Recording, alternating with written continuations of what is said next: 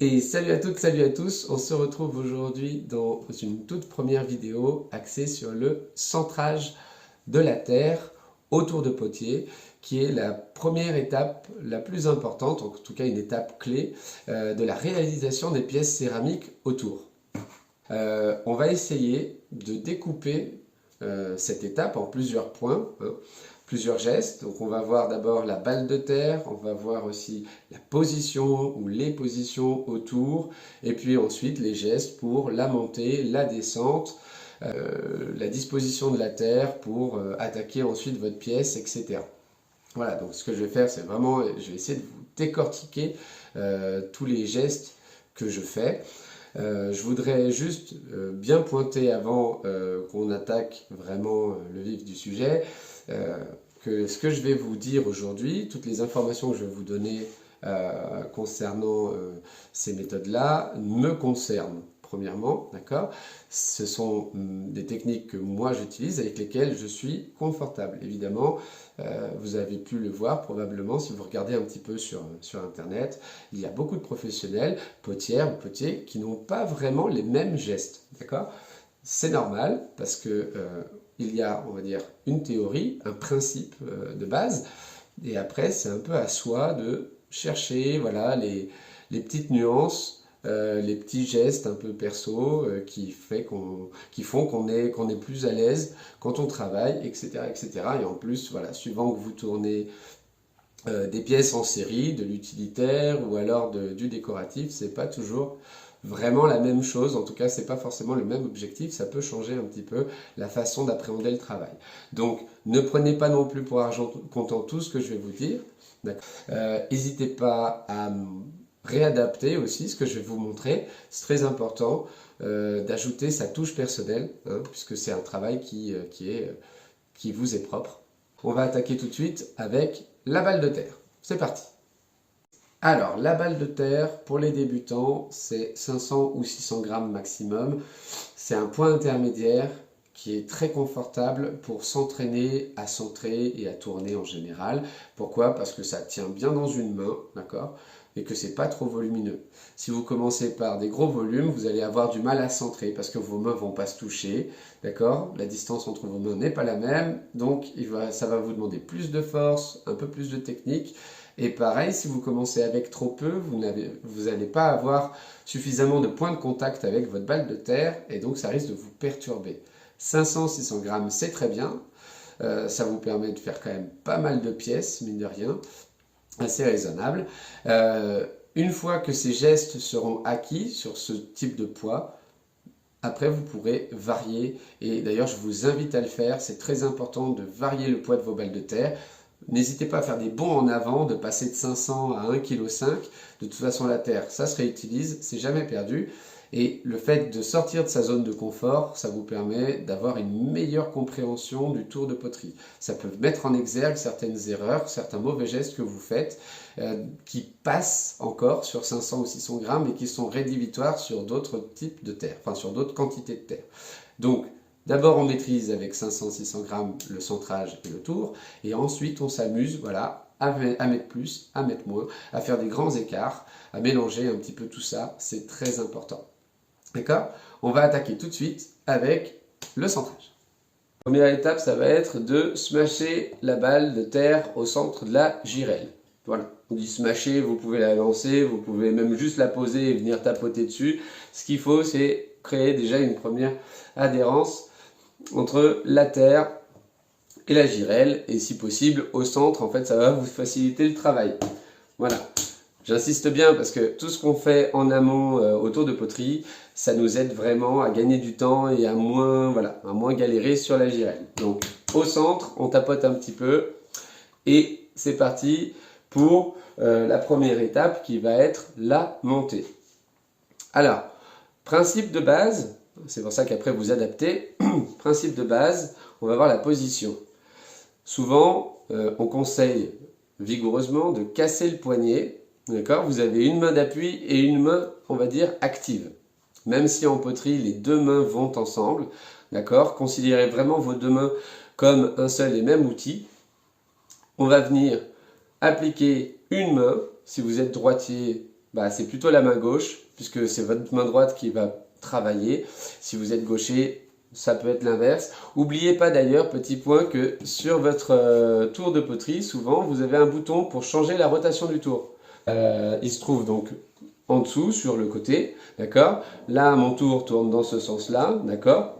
De droite à gauche, dans le sens inverse des aiguilles du montre. Si je suis gaucher, je change le tour de rotation. Premier point, casser le poignet. Pourquoi est-ce que je le casse? Parce qu'un poignet pas cassé, il reste souple. Un poignet cassé, il bouge plus. D'accord? Et j'ai vraiment besoin d'un appui stable. Et qui dit appui stable dit aussi bassine pour poser l'avant-bras. C'est mieux. Vous pouvez tourner sur votre jambe, il n'y a pas de souci. C'est juste que votre jambe va avoir tendance à bouger avec la force de la balle. Alors que sur la bassine, voilà, vous avez du solide. Donc ça vous donne un appui. Et petit tips aussi, donc vous bloquez, vous posez votre avant-bras sur la bassine et votre cuisse là derrière va venir appuyer sur votre coude, comme ça, pour vraiment bloquer en fait votre bras. Et là mon avant-bras il se retrouve bloqué entre ma balle de terre et ma cuisse. Et je suis sûr qu'il ne bougera pas. Ça, voilà, donc une main appui, ok, qui vient derrière la balle. Il faudra bien vous mouiller vos mains. Et ensuite, une main qui vient tout contre. Deuxième principe de base, respecter la circularité de la balle. D'accord? Vous voulez tourner quelque chose de rond, donc vos mains doivent être rondes. Okay? Les losanges comme ça, c'est vraiment à éviter. Je vois pas mal de gens qui pensent qu'il faut écraser la balle et qui veulent l'écraser entre leurs mains comme ça. C'est vraiment à éviter parce que ça crée des brèches. D'accord? Ma forme, elle n'est pas... ma balle de terre va pas être totalement enserrée dans mes mains. D'accord? Si je lui bloque tous les côtés comme ça, elle ne peut aller que vers le haut. Une main appuie, une main qui vient de l'autre côté. Okay? Et pour monter, ce qu'il faut avoir en tête, c'est que c'est une pression de ma main droite vers ma main gauche. D'accord? Ce n'est pas moi qui tire la balle de terre vers le haut. Ça, c'est absolument pas le geste à faire. Pourquoi? Parce que vous risquez de la décoller, tout simplement, de la girelle. Donc ce n'est pas moi qui tire vers le haut. C'est juste que, comme je l'écrase, comme je viens comprimer ma balle entre mes mains, eh ben, elle va monter. Voilà, je la serre vraiment comme ça, et donc elle va vouloir ressortir de ma main. Donc je vous montre une fois. Alors le premier geste aussi, petit conseil, si jamais vous n'êtes pas sûr d'avoir bien smashé votre balle de terre sur le tour, parce que ça arrive, le premier geste à faire en fait, ça va être de pousser la balle, de l'écraser encore un peu plus sur le tour de poterie. Je vous montre, un peu comme ça, on vient pousser sur le sommet, voilà, ça l'aplatit un petit peu, ça peut même commencer à la centrer et au moins vous êtes sûr qu'elle ne bougera plus de la girelle. Alors, on lance toujours le tour à vitesse maximale. Quand on centre. Ensuite, donc, poignet cassé. La main qui vient bien, cette main qui vient bien faire tout le tour de la balle de terre. Je rajoute ma main droite. Je viens comprimer à partir de la base. Je vous montre. On travaille toujours depuis la base jusqu'au sommet, d'accord? Encore un autre point à prendre en compte quand vous tournez, essayez toujours d'aller jusqu'au bout de vos mouvements, d'accord? Bon, centrage, c'est encore un peu différent, mais une fois que vous commencez le tournage, une fois que vous avez commencé un mouvement, allez vraiment jusqu'au bout, parce qu'il n'y a qu'au bout qu'on peut savoir si le mouvement était pas bon ou pas. Voilà. Parfois, il y a un mouvement qui paraît absolument hasardeux et en fait qui se retrouve être très bien, une fois en haut. Donc, je comprime, on voit bien le pli que ça a fait, d'accord? Je comprime à partir de la girelle, donc je serre à partir du petit doigt et je serre vraiment. L'idée c'est de comprimer, c'est pas d'essayer de tirer vers le haut. Là, je ne l'ai pas tiré du tout, je l'ai juste écrasé, d'accord? Et c'est ce pli-là qu'on va chercher à faire monter. C'est-à-dire qu'en gros, je vais continuer la pression, le pli va se déplacer et je vais le suivre, d'accord? C'est le pli qui se déplace, c'est moi qui le suis.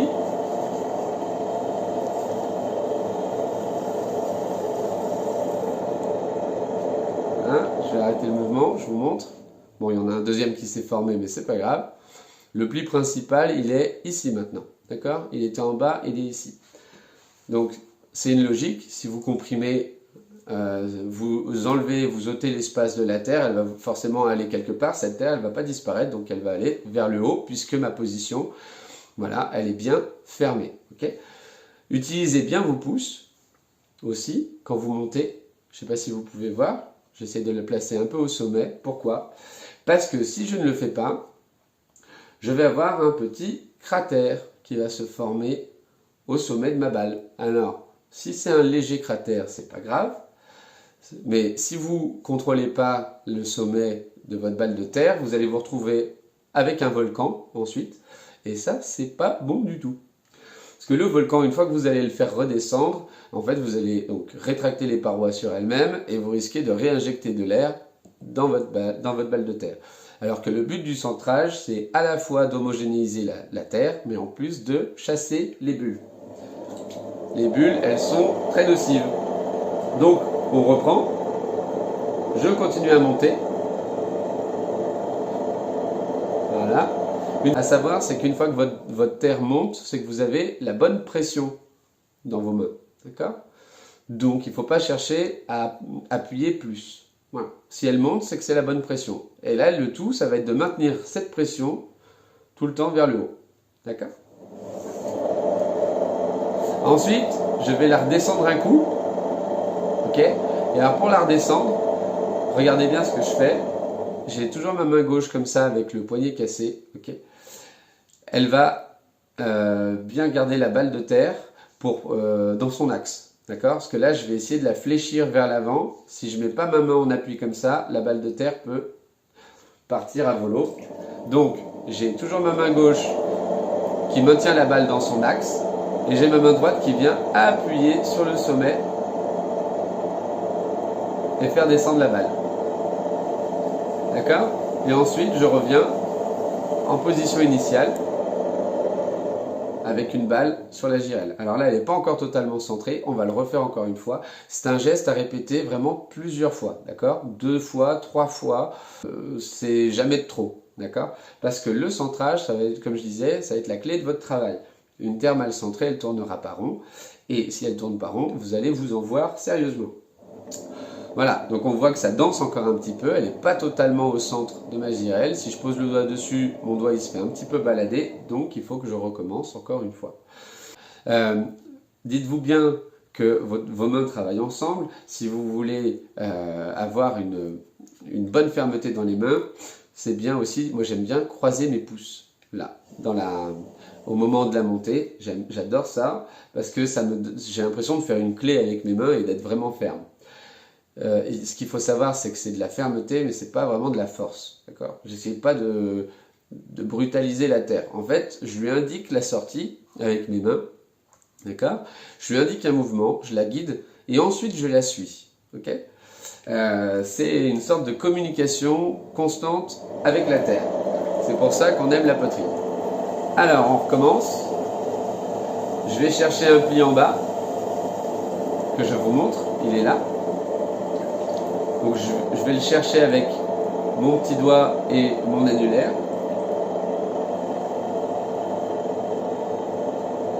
Et je vais l'accompagner vers le haut.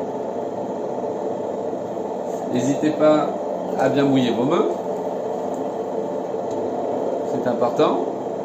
Et alors, vous voyez que mon pouce, voilà, il va aussi me servir de tuteur. Le pouce va aussi me servir de tuteur pendant la montée pour garder la quille dans l'axe. Alors je recommence d'en bas.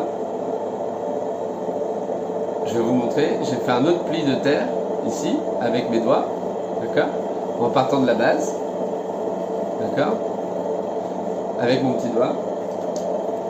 J'ai fait un autre pli de terre, j'en fais encore un autre. Et je vais accompagner ça jusqu'en haut pour tout homogénéiser.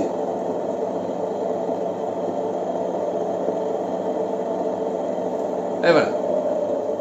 Donc là, on a une belle quille bien droite qui danse même plus.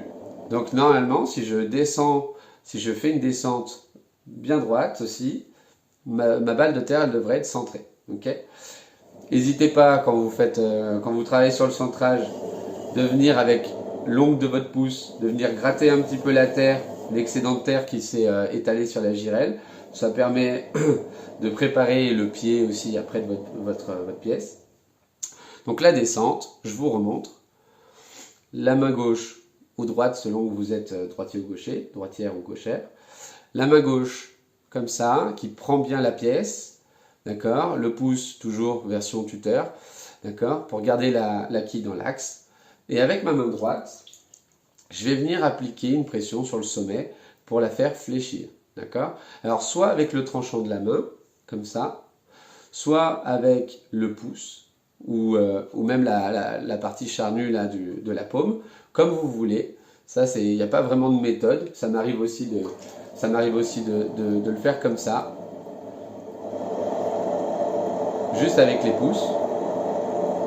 Alors quand je dis avec les pouces, voilà, regardez, j'ai encore un petit peu de terre sur le pouce, donc ça indique vraiment l'endroit qui m'a servi à descendre ma balle, c'est le creux du pouce, quoi. Voilà, il n'y a pas une seule technique. Le tranchant de la main marche très bien aussi. Voilà. Ce qu'il faut par contre, c'est trouver une méthode qui vous corresponde. Ça, c'est le plus important.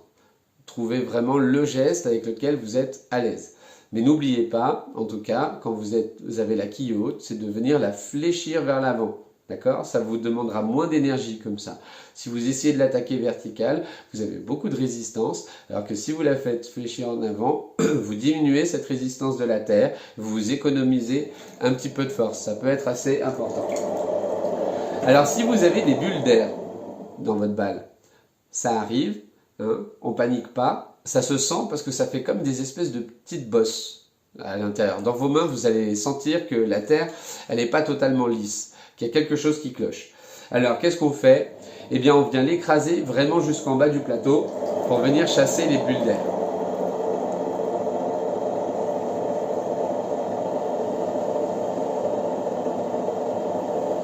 Voilà.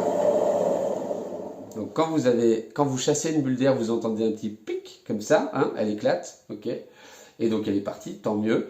Alors, on écrase bien jusqu'en bas, c'est la pression qui va faire péter les bulles d'air, ok. Et ensuite, eh ben, suivant ce que vous voulez tourner aujourd'hui, hein, vous retouchez un petit peu votre balle de terre. C'est-à-dire que là, elle est très plate. J'ai ça comme diamètre, d'accord. Suivant ce que je veux faire, si je veux faire un cylindre, si je veux faire un bol ou une assiette, ce ne sera pas la même forme préliminaire, d'accord.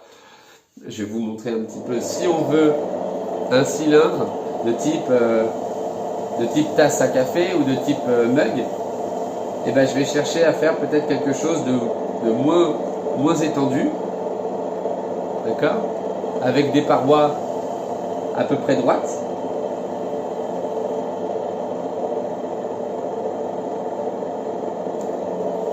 Voilà, je viens rectifier ça. Donc je disais quelque chose de moins étendu, un peu plus en hauteur, moins à plat. Si je veux travailler un bol, je vais au contraire affiner le pied et faire comme un champignon.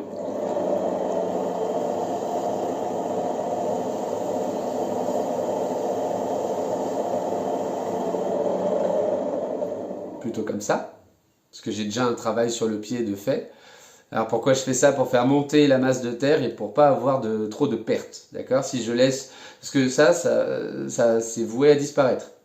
Hein, sur un bol, votre pied il est jamais, enfin sauf si vous voulez comme ça, hein, mais sur un bol c'est rare de voir un pied aussi large que la pièce. Souvent le pied est plus fin, il est plus étroit. Donc quitte à perdre, enfin au lieu de perdre de la terre, à la laisser en bas que vous allez ensuite tournasser, ben, autant la faire monter dans la partie supérieure que au contraire vous allez tourner, d'accord? Vous allez ouvrir. Donc un bol ça va être plutôt bol, saladier ça va être plutôt champignon. Et si je veux un plat, une assiette, et bien tout simplement je viens descendre toute ma balle en la gardant bien centrée. C'est pas forcément évident, même si le geste a l'air d'être simple, d'accord. Et ensuite on va continuer à l'aplatir comme ça et à gagner en et à gagner en diamètre. Donc ce qu'il faut absolument éviter, comme je disais, au tour de poterie, c'est le volcan, c'est-à-dire le creux qui se forme au sommet de votre pièce quand vous montez. Et ça peut être évité grâce à l'action de votre pouce, d'accord? Quand vous montez la pièce, gardez bien un pouce sur le sommet de votre balle de terre.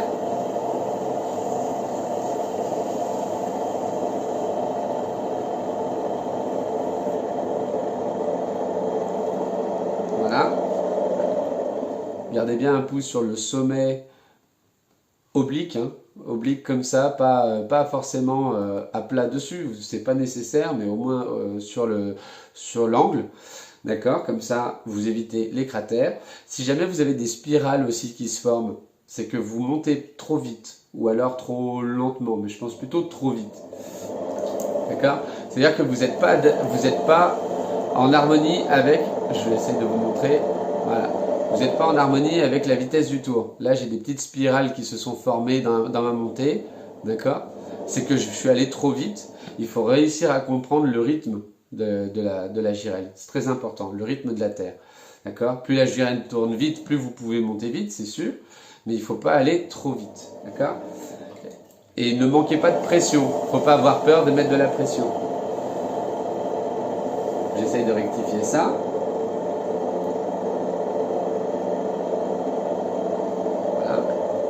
Ça peut paraître bête, mais je vous assure que cette étape-là est vraiment primordiale pour la suite des événements.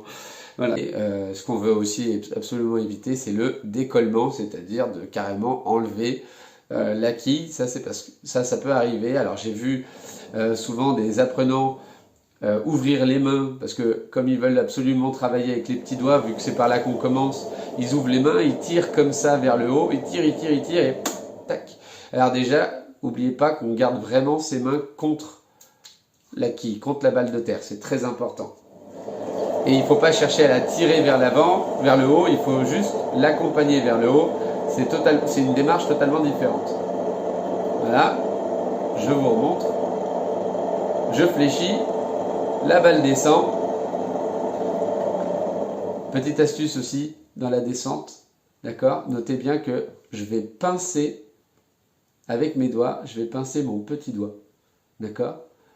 Pourquoi? Comme je disais, c'est très important de travailler avec les deux mains toujours connectées. Ça évite que vos mains se baladent. Parce que même si vous avez une bonne position ou quoi, ça peut arriver avec la force de la girelle que votre main, elle parte de travers.